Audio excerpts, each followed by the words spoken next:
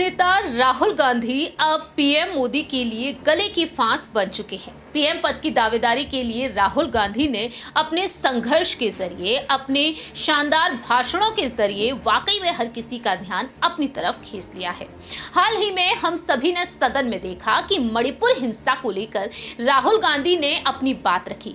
उन्होंने साफ तौर पर कहा कि अब केंद्र सरकार को जल्द से जल्द कुछ अहम फैसले लेने चाहिए। पीएम मोदी को आकर यहां पर अपनी बात रखनी चाहिए। हालांकि पीएम मोदी ने यहां पर आकर अपनी बात भी रखी, लेकिन यहां देखने को मिला कि राहुल गांधी वॉकआउट करते हुए नजर आए जब पीएम मोदी विपक्ष पर निशाना साधते हुए देखे गए।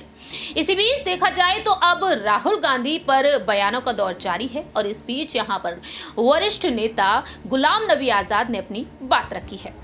नमस्कार, मैं प्रांशी राठौर और आप देख रहे हैं नेक्स्ट 9 न्यूज।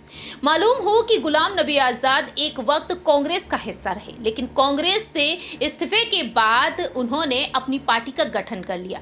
अब देखा जाए वह कांग्रेस पर हमला साधते हुए नजर आते हैं, लेकिन जिस तरह से राहुल गांधी यहां से वॉकआउट करते हुए नजर आए हैं, उसे देखते हुए उन्होंने भी अपनी बात रखी कि उन्हें काफी बुरा महसूस हुआ है। दरअसल आपको बता दें कि गुलाम नबी आजाद का कहना साफ तौर पर रहा है यहां पर मोदी सरकार को लेकर, अविश्वास प्रस्ताव को लेकर और राहुल गांधी को लेकर भी। Democratic progressive Azad Samaj party के चीफ गुलाम नबी आजाद का कहना रहा, अविश्वास प्रस्ताव जो सदन में गिर चुका है।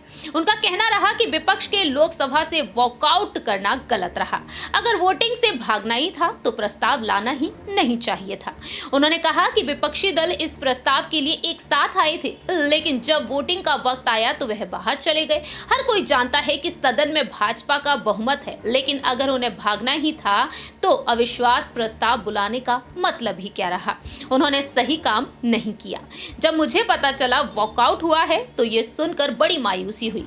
ऐसा इसलिए क्योंकि पिछले 2-4 महीनों से एक ही मुद्दे पर सभी एक हुए थे, लेकिन वोट ऑफ नो कॉन्फिडेंस की बात आई तो फिर छोड़ दिया गया।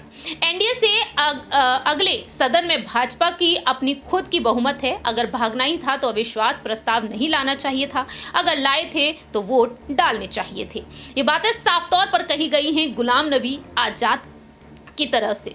वहीं दूसरी ही तरफ पीएम मोदी ने डंकी की चोट पर अपनी बात रखी। पीएम मोदी ने यहां पर गलतियां गिनाई विपक्ष की और साथ ही साथ उन्होंने इतिहास से भी रूबरू कराया। जानकारी दे दें कि 2 घंटे 12 मिनट का भाषण रहा पीएम मोदी का, जिसमें उन्होंने मणिपुर शब्द का जिक्र 29 बार किया और महज 2 मिनट वह मणिपुर पर ही बोले।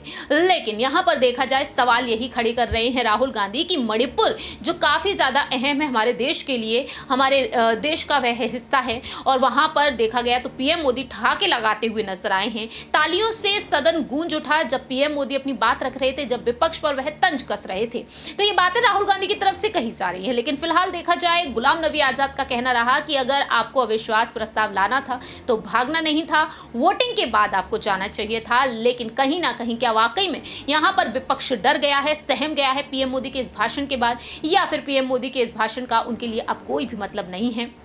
आखिरकार इस पूरे ही मामले पर आपकी क्या कुछ राय प्रतिक्रिया है? कमेंट सेक्शन में आप अपनी राय रख सकते हैं।